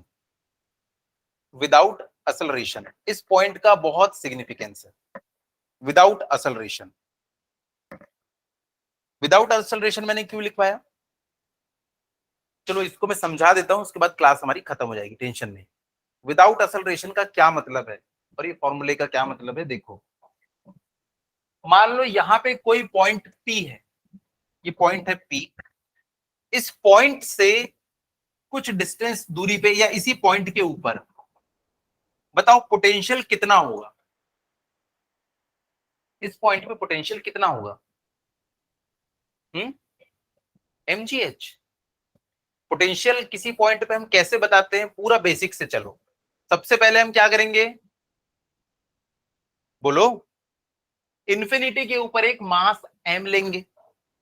अब इस m मास को हम क्या करेंगे, उस पॉइंट P तक के लेके आएंगे। एक बात बताओ, पॉइंट P जो है वो अपोज करेगा कि इस मास को आने के लिए, पॉइंट P पे तो कुछ भी नहीं है, वो तो स्पेस में कहीं पे लटक रहा है वो पॉइंट। तो जैसे आप इसको एकदम हल्का सा ऐसा हल्का सा स्ट्राइक कर देंगे, पता है बिना वर्क किए ये तो उठ के यहां से यहां तक के पहुंच जाएगा। मानते हो इस बात को? स्पेस में हो आप, जहां पे कोई प्लेनेट नहीं है, कुछ भी नहीं है, एक आपने पत्थर लिया, उसको आपने हल्का सा फोर्स दिया, उसको रोकने वाला कोई नहीं है, तो वो तो चलते जाएगा चलते जाएगा चलते जाएगा। और जब पॉइंट P पे पहुंचेगा तो आपने कुछ वर्क किया क्या इसके ऊपर, कुछ भी नहीं, आपने तो एक हल्का सा फोर्स दिया और उसके कारण वो यहां तक के पहुंच गया। कंटिन्यूस तो आपने फोर्स भी नहीं लगा के रखा। तो पॉइंट P के ऊपर पोटेंशियल कितना हो जाएगा, 0, क्योंकि हमें वर्क करना ही नहीं पड़ा, हमें कोई वर्क नहीं करना पड़ा। हमने क्या किया, हल्का सा इसको एकदम हल्का सा पुश दिया और वो अपने आप वहां पे चला गया। तो जब वहां पे जाने के लिए कोई वर्क ही नहीं करना पड़ा तो पोटेंशियल क्या होगा उसका, 0। लेकिन अब सिचुएशन चेंज हो रही है। अब सिचुएशन कैसे चेंज हो रही है, यहां पे ना एक बहुत बड़ा वाला मास है, बहुत बड़ा मास है, इसके पास में है अब ये वाला पॉइंट P, ये वाला पॉइंट इसके पास में है P।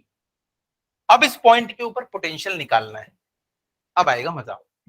इस पॉइंट P के ऊपर पोटेंशियल निकालना है, तो हम कैसे निकालते हैं पोटेंशियल किसी पॉइंट पे, सबसे पहले क्या एज्यूम करते हैं, एक मास को एज्यूम करते हैं इंफिनिटी पे। अब इस मास m को हम क्या करेंगे, उसकी तरफ ले जाने की कोशिश करेंगे। लेकिन हमने डेफिनेशन में लास्ट पॉइंट क्या लिखा है, विदाउट एक्सेलरेशन। सोचो, हम तो अभी इसके ऊपर फोर्स भी नहीं लगाएंगे, लेकिन वो मास है ना, इसको अपनी तरफ खींच लेगा। भाई इन्फानाइट पे है, चलो इन्फानाइट पे नहीं, थोड़ा पास में ही है, तो क्या अपनी तरफ उसको खींचेगा नहीं? या आपने इसके ऊपर हल्का सा भी एक फोर्स लगाया तो ये इसकी तरफ अपना स्पीड बढ़ती चली जाएगी इसके ऊपर। क्यों स्पीड बढ़ती चली जाएगी, क्योंकि ये वाला जो मास है ना, इसके ऊपर एक ग्रेविटेशनल फोर्स लगा रहा है, और वो ग्रेविटेशनल फोर्स कॉन्स्टेंटली इसके ऊपर बढ़ता चला जाएगा। क्यों? क्योंकि ये फोर्स जो है ना G M M upon X square, X क्या है, दोनों के बीच के डिस्टेंस का स्क्वायर, ये जैसे जैसे पास जाएगा डिस्टेंस और कम होती चली जाएगी, तो फोर्स की वैल्यू और बढ़ती चली जाएगी। अगर फोर्स बढ़ता चला जा रहा है तो इसकी वेलोसिटी तो बढ़ती चली जाएगी। समझ रहे हो ना इस बात को? पिछले वाले केस में क्या था, वहां कोई था ही नहीं खींचने के लिए, तो आपने एक जो तुच्चा सा फोर्स लगाया था, उसी फोर्स के भरोसे वहां तक के पहुंच गए। स्टार्टिंग में ही लगाया था, फिर तो आपने कुछ लगाया ही नहीं। यहां से लेके यहां तक के कोई फोर्स नहीं लगा हुआ है, आपने तो स्टार्टिंग में ही इसको पुश कर दिया था ना बस। अब यहां से यहां तक कोई फोर्स नहीं लगाए तो वर्क डन भी क्या हो जाएगा, 0। लेकिन यहाँ पे देखो ये वाला जो मास है ना, इसको कंटिन्यू खींच रहा है, कंटिन्यू खींच रहा है, तो इसकी स्पीड बढ़ रही होगी कि नहीं बढ़ रही होगी? बढ़ रही होगी। और स्पीड का बढ़ना ही क्या कहलाता है, असलरेशन। तो यहां से जब यहां तक के पहुंचेगा तो ये तो असलरेट होते हुए पहुंचा है, जबकि हमारी डेफिनेशन क्या है, इस पॉइंट से इस पॉइंट पे लाना है हमको विदाउट असलरेशन, जो वर्क डन करना पड़ेगा। तो पता है हम लोग यहाँ पे क्या करेंगे, इसको यहां से लेके यहां तक के लाना है विदाउट असलरेशन, पर ये तो इसके फोर्स के कारण ही इस डायरेक्शन में आ रहा है। तो हम लोग क्या करते हैं, इसमें अपोजिट डायरेक्शन में एक फोर्स को लगा के रखते हैं, अपोजिट डायरेक्शन में, इसकी स्पीड कम करने के लिए, ताकि इसकी स्पीड कांस्टेंट बनी रहे। इसकी स्पीड यार कांस्टेंट बनी रहे, कांस्टेंट बनी रहे, स्पीड बढ़ रही है और फोर्स इस डायरेक्शन में लगाओ, लेकिन इस डायरेक्शन में इसको जाने देना है क्योंकि इस पॉइंट पी तक ले जाना है। तो हमने फोर्स किस डायरेक्शन में लगा के रखा है, अपोजिट, अपोजिट डायरेक्शन में। अपोजिट डायरेक्शन में हम लोगों ने फोर्स लगा के रखा हुआ है। तो अपोजिट डायरेक्शन में फोर्स लगा के रखा हुआ है और धीरे धीरे धीरे धीरे इसको कांस्टेंट स्पीड पे यहां तक के हमने पहुंचने दिया। फोर्स इनटू डिस्प्लेसमेंट क्या मिलेगा, वर्क डन। यही वो वर्क डन है। इस वर्क डन, इस मास m को यहां से यहां तक के लाने में जो हमको वर्क डन करना पड़ा ना, उसी को आप इस मास से डिवाइड कर देना, वही इस पॉइंट का पोटेंशियल। इनफाइनाइट से किसी पॉइंट को लेके आओ, जो वर्क डन करना पड़ेगा उसको मास से डिवाइड कर दो, वही उस पॉइंट पे पोटेंशियल हो जाता है। इस चीज को आपको याद करना पड़ेगा। इसको मैंने फिजिकली भी समझा दिया कि ये वर्क डन कैसे आया, क्यों आया, क्योंकि बच्चों के मन में ये सवाल आता है कि सर वो तो इतना बड़ा मास है, हमको तो इसके ऊपर कोई फोर्स लगाने की जरूरत नहीं है, तो खींचा हुआ चला जाएगा। लेकिन भाई डिस्टेंस चेंज होती जाएगी तो फोर्स बढ़ता चला जाएगा, और हमें बिना असलरेशन के वहां तक के पहुंचाना है, तो अपोजिट डायरेक्शन में एक फोर्स लगा के रखना है। यही फोर्स इनटू डिस्प्लेसमेंट क्या है, वर्क डन। वही work done divided by mass, उस पॉइंट के ऊपर पोटेंशियल है। क्या इतना समझ में आया? पक्का? ठीक है, तो इसमें लिख लीजिएगा, gravitational potential is the amount of work done in bringing a body of unit mass, ये लिखवा चुका हूं क्या, of unit mass from infinity to that point without acceleration, without acceleration, without acceleration। तो va is equals to क्या हो जाएगा, wa upon m, या इसको हम लोग सिंपली क्या लिख देते हैं फिर, v is equals to w upon m। Work done क्या होता है, force into displacement. Work done क्या होता है, फोर्स इनटू डिस्प्लेसमेंट। तो पोटेंशियल इज इक्वल्स टू क्या हो जाएगा, force into displacement upon mass. और ये डिस्प्लेसमेंट कहां से हुआ है, इन्फानाइट से लेके आर डिस्टेंस तक के, इन्फानाइट से लेके आर डिस्टेंस। ये देखो, ये जो पॉइंट पी है ना, ये इससे आर डिस्टेंस की डिस्टेंस पे है। तो इन्फानाइट से लेके मैं आर डिस्टेंस तक के जा रहा हूं। डिस्प्लेसमेंट कहां से कहां तक के है, from infinity to point P तक के, और पॉइंट पी कितना दूर पे है, आर डिस्टेंस के ऊपर है। तो work done in bringing a charge from infinity to point P, और पॉइंट पी कितने डिस्टेंस पे, आर डिस्टेंस पे, तो ये R distance divided by M. लिखो इसको, इसको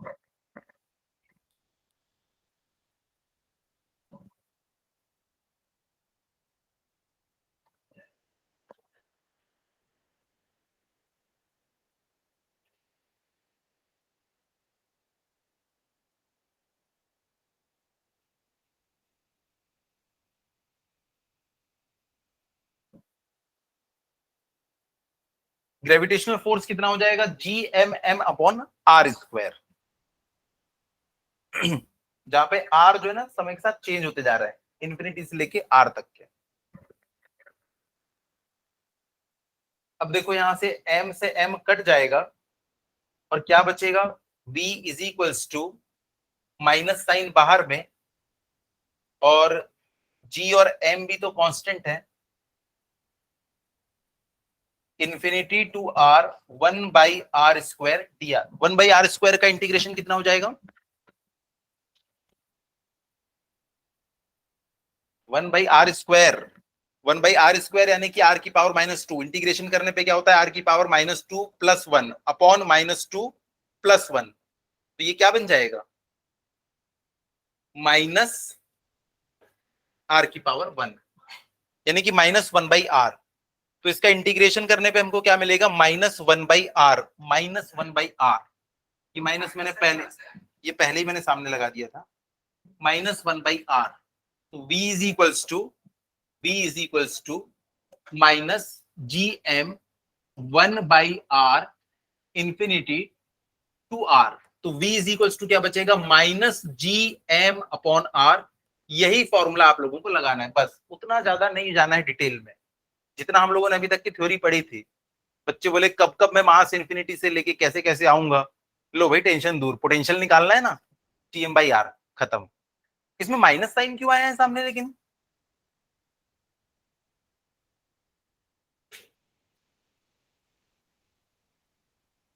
माइनस साइन क्यों आया है? माइनस साइन क्यों आया है? माइनस साइन, एक बात बताओ, फोर्स इधर लगाया और डिस्प्लेसमेंट उधर हो रहा है, दोनों के बीच 180 डिग्री है। F D cos theta, F D cos 180, cos 180 कितना होता है? -1। इसीलिए ये माइनस साइन आता है। ये पूछते हैं वाइवा वगैरह में भी, आपसे पूछ सकते हैं कि माइनस साइन कैसे आया, तो बोलना सर हमने फोर्स लगाए थे इस डायरेक्शन में और डिस्प्लेसमेंट हुआ जा रहा है उस डायरेक्शन में। सेम डायरेक्शन में होता है तो 0 डिग्री, अपोजिट डायरेक्शन यानी कि 180 डिग्री, इसीलिए वो माइनस साइन दिख रहा है। ठीक है, यहां पे भी लिख सकते हो एट इंफिनिटी पोटेंशियल कितना हो जाएगा?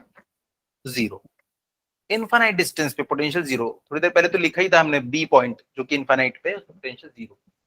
तो देखो आज की क्लास में हमने क्या किया है, हमने कुछ फॉर्मूले निकाले हैं। अब एक शीट पे उसको लिख देता हूँ और क्लास खत्म करते हैं।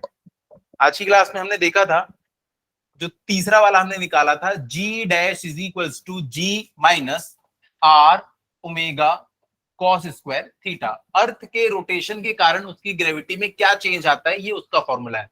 उसके बाद फोर्थ हमने देखा था, G P upon ji E is equals to R ई का स्क्वायर अपॉन आर पी का स्क्वायर। इसके बाद हमने देखा था किसका फॉर्मूला? इंटेंसिटी या स्ट्रेंथ। बस इस शीट को आप याद कर लो, आज की क्लास का यही आउटकम है। Strength, strength of gravitational field I is equals to G M upon are square. और यही फॉर्मूला किसका होता है? जी का भी यही फॉर्मूला होता है। अच्छा एक बात बताओ, इंटेंसिटी की यूनिट क्या हो जाएगी? सेम जी के जैसा फॉर्मूला है ना, जी की यूनिट क्या होती है? मीटर पर सेकंड स्क्वायर। तो इसकी यूनिट भी क्या होगी? मीटर पर सेकंड स्क्वायर। या इसको मैंने एक और तरीके से डिफाइन किया था, ये क्या होता है? Force per unit mass. याद आ रहा है? Force per unit mass, F/m लिखा था हमने। जितना भी फोर्स लग रहा है उसको मास से डिवाइड कर दो, F/m यानी कि न्यूटन पर केजी। इसकी बहुत सारी यूनिट है, न्यूटन पर केजी बोलो या मीटर पर सेकंड स्क्वायर बोलो, कंफ्यूज कर देता है कई बार उसी से, है ना। पर ध्यान रखना बेसिक फॉर्मूला क्या था इसका? F/m। उससे ये निकल के आया है। तो इसकी यूनिट न्यूटन पर केजी भी होती है, मीटर पर सेकंड स्क्वायर भी होती है। उसके बाद हमने चौथा फॉर्मूला कौन सा देखा? पोटेंशियल का। Potential at any point is -gm/r। बस यही चार चीज तो पढ़ी आज हमने क्लास में। अब न्यूमेरिकल आएगा तो इसी के ऊपर आएगा, बताओ कि r डिस्टेंस के ऊपर कोई पॉइंट है, उसके ऊपर ग्रेविटेशनल फील्ड की इंटेंसिटी कितनी है। इस फॉर्मूले में आप वैल्यू पुट करेंगे, आंसर आ जाएगा। आपसे पूछेगा कि एक कैपिटल मास m, कैपिटल M मास है, इससे r डिस्टेंस के ऊपर कोई पॉइंट P है, उस पे पोटेंशियल कितना है, इसमें आप लोग वैल्यू पुट करेंगे और आंसर आ जाएगा। पोटेंशियल की वैल्यू हमेशा नेगेटिव आएगी, याद रखना, हमेशा नेगेटिव। ठीक है, अगर पॉजिटिव आ गई मतलब आपने गलत किया है। तो आज की क्लास में हमने जितना जो कुछ भी पढ़ा है वो इस एक शीट के ऊपर है। अगर आपको चीजें समझ में नहीं आई तो एक बार घर जाके देखना, अदरवाइज ये फॉर्मूले तो याद होने ही चाहिए, इसके ऊपर ही क्वेश्चंस बनेंगे, न्यूमेरिकल्स बनेंगे। ठीक है, चलिए then thank you so much बच्चों। अगली क्लास में हम लोग देखने वाले हैं ग्रेविटेशनल पोटेंशियल एनर्जी के बारे में। और उसके बाद केपलर के लॉज पढ़ने वाले हैं, एस्केप वेलोसिटी, जिससे क्वेश्चन भर भर के पूछता है एग्जाम में। ठीक है, चलिए थैंक यू बच्चों। ऑनलाइन बच्चे भी लीव कर सकते हैं। Thank you. Thank you sir. Okay बेटा। हाँ हम्म, हाँ कल 22। ठीक है।